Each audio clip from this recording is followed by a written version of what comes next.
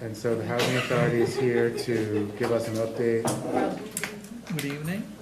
Great.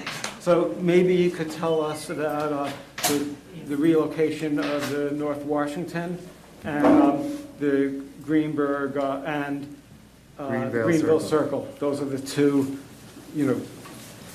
most important ones at this point. Good evening, town board members. So the scattered sites redevelopment, we started off with the North Washington Avenue, where we had approximately or exactly 12 families there to be relocated. So notices were given, and the 90-day notice expired on June 30th. We relocated all the residents from North Washington Avenue to in the vicinity of town of Greenburgh itself. Some of them were relocated to Elmsford neighborhood. A couple of the residents were relocated to the federal sites. A couple of them were relocated to the state site. So all the residents, and one resident actually was relocated to the old White Plains Road site. So we have. Yeah. So all the residents at North Washington have been relocated. They're all relocated in the town of Greenburgh. Could you maybe talk outside, because we have a meeting. Mari, could we maybe talk, yell and scream outside? Okay, and tell them you don't want to go. We really, Mari, we have a meeting. We can't be interrupted, and people are watching this on TV.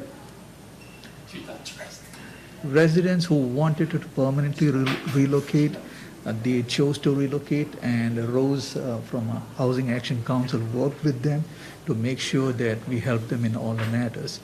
If Rose want to add anything else to that, you're most welcome. Okay, Greenville Circle, we have sent out the 90-day notices. It is around June, July 15th we had sent them out. We have approximately 15 families there. 2 of the families are relocating permanently. Rose is working with every family there to make sure that we relocate them temporarily to units in the town of Greenburgh itself. So everything that people have said, like in Black Westchester, that people are moving into Mount Vernon and Yonkers, and they're being displaced, and the kids are not going to be are so far away from the school district. That's all inaccurate. Yes, we'd like Rose to address that, if you might. Okay, as most of you know, I'm Rose Noonan. I'm the Executive Director of Housing Action Council, and our office is the Relocation Coordinator for this development. As Raju was saying, that there are 5 federal sites, as probably you know, and so who we have worked with on those sites are most intensively are those who reside at the North Washington site and also at the Greenville site. So of those residents, all with the exception of those who chose to move outside permanently, Chose voluntarily.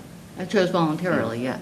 They have decided they do not wish to return after the renovations are complete. But all those who expressed interest in moving temporarily and then returning to the site are temporarily housed in the town of Greenburgh, either in 2 privately owned developments in Greenburgh, or in the vacant units in the state site or in the federal site. And that is also our plan for Greenville. The Greenville residents received a notice that the 90-day notice, the date for moving would have been around October 11th. I believe that's the date in the 90-day notice. Some of the residents have chosen to move permanently, and we have been working with them, and there's moves going on right now as they've made that choice. We have I will say a pool of temporary units in those federal sites, state sites, and in the 2 privately owned developments. And so we will be, I don't like to use this word, but sort of rotating people as construction is completed at one site, then those who wish to return will return, say, to the North Washington site, and then residents who are in the Greenville site will move into those temporary units. And will continue to use that pool of temporary units throughout the construction of the entire development. We have projected dates when construction will be complete. We know construction varies a little bit, but the contractor assures us he's on schedule, and so he will complete some of the North Washington site units beginning in early November. And we're now looking sort of at our matrix of what the needs are in terms of bedroom sizes, where children are going to school. And within the next week or so, we'll be able to tell the Greenville residents that these particular units are available. Some are still thinking about, are they going to move do they want to move elsewhere? And so we are providing them lists of available apartments. In the I would say the greater Greenburgh area, and sometimes those listings, of which there might have been 10, 20 or so forth, would have something that was available in Yonkers, would have something available in Mount Vernon, but it's their choice as to whether they're interested in it. As you all well know, that rents are high. Rents for 3, 4, and 5 bedroom apartments are extremely high, and the availability of them is scarce. So if opportunities want to be taken advantage in those markets, people need to act quickly. So we continue to provide listings, and if someone expresses an interest, we help them follow up with that listing.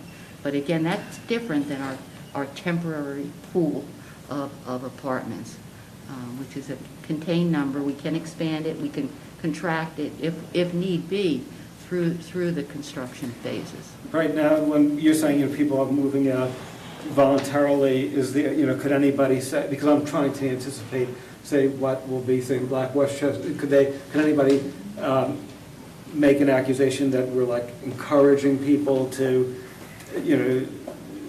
not to come back, or is this something that people will say, I just don't want to have the hassle of constantly moving? Are we like encouraging people, not to come back, or are they sort of totally voluntarily, without any prodding, deciding not to come back? Well, I would let Rose answer that, but I'd simply say that even though there is no HUD regulation Right. or rule that the residents would be allowed to come back, the Greenburgh Housing Authority Board made the decision that all the residents would be able to come back if they so desire to do so. So no one is, to my knowledge, no one is being prodded or encouraged to go elsewhere. It's of their own volition to the extent they choose to do so. But they're certainly welcome to come back as per the board's decision. Right. And, the other thing, there was an article, I think, in the American Prospect, about, the whole concept right now, not this housing authority, but, what the Greenburgh Housing Authority is doing is happening all over, the nation right now. I'm sort of I'm trying to anticipate, some of the complaints that people, what I've read in the Black Westchester newspapers and the criticisms. Is it possible that maybe the people who are critics are focusing on the wrong body, because it really, to me, is the federal government that has to provide housing authorities with more funding. And if we had not entered into the agreements with the private sector, the housing authority would have had, could have gone belly up, actually. Mr. Abraham, do you want to address? Do you follow what I'm saying?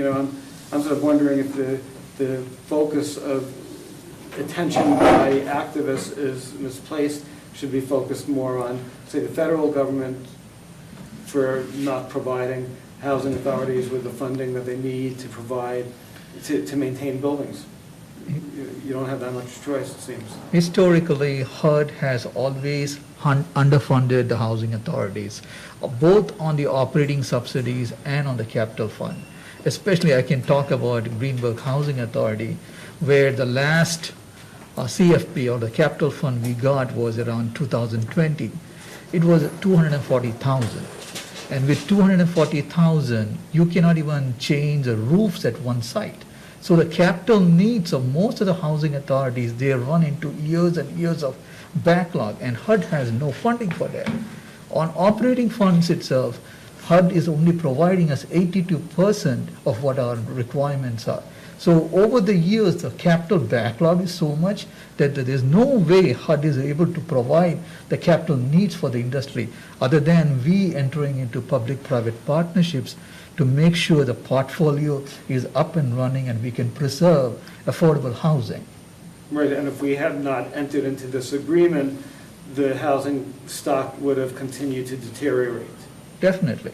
Right, and the quality of life for people would have deteriorated. So really, the people who are protesting or critics should be reaching out to members of Congress and saying, give housing authorities the funding that they need. So if you don't like this private-public, partnership, if you had all the money you need, then you could continue to do what you're doing and have total control. But right now, you don't have that option. Yes. That's basically it. So in a nutshell, none of the people are being relocated temporarily against their will out of the Greenburgh, community, which is something that is not what some people, were alleged. There's a few people who decided to temporarily, permanently move out, which is totally their choice. The last question I have, and I'm sorry that I ask, is a couple months ago, some residents in Ardsley, they were concerned about their kids, and I'm sort of wondering if there's any possibility that you could look at, say, those two Ardsley motels for families with, with children, because that to me would give people an option of staying within the same school district. I'm just wondering, that's just my own. But isn't it the case that when people are moved temporarily, that the kids remain in the same school district? That the kids are not taken out of the school district to begin with? Absolutely, and I believe it's McKinney-Vento requires the school Exactly. district to provide transportation Yes. wherever the kids are, the children are. And to Mr. Finer's point, we've talked about this, and we're certainly, in terms of it's not really conducive to comfortable living arrangements to move families into a motel when there's no kitchen arrangements or anything of that nature. So the Housing Action Council is working to move them to the most comfortable temporary accommodations possible. Okay. I was just, I was speaking, to some parents, who have kids in the school district, and, that was an option that I thought at least could be, considered. People may decide that they want the federal sites and the state sites are not that far away from the school district anyway, and you're just talking about a couple months, so it's not a big deal. I'm just trying to respond to the calls that I've gotten in the past, couple months. But, I thought this has been really very helpful for me. Right, and just, we are working with the transportation departments in the school district, and all the children will be transported by buses to where they need to go. So, Would you give us, while you're here, just like a little update on the status of the senior housing and the construction when you think people will be Just moving? before you move there, I just want to stay on this topic really quickly. Can you just clarify, there was some concern for residents about the private partnership that you guys have entered into? If you can just really explain that again and just explain what that partnership is. so they have some clarity on it. With respect to the scatter sites, Yes. former scatter sites? The scatter site development is being funded through a combination of debt from an institutional investor as well as equity from a tax credit investor under the Section 42 of the Internal Revenue Code. And with respect to the equity investor invests dollars into the project in return for the ability to get tax credits in the transaction. And of course, the tax credit is only useful to entities that have income, so they can get credits against their tax credit liability. And so in these transactions, the tax credit investor, the equity investor, is part of the partnership. And because that's where the tax credit equity comes from, the equity dollars come from. With respect to these partnerships, in this particular partnership, the housing authority is the developer, the housing authority is the property manager, the housing authority Sorry. has never relinquished. I'm trying to get this off.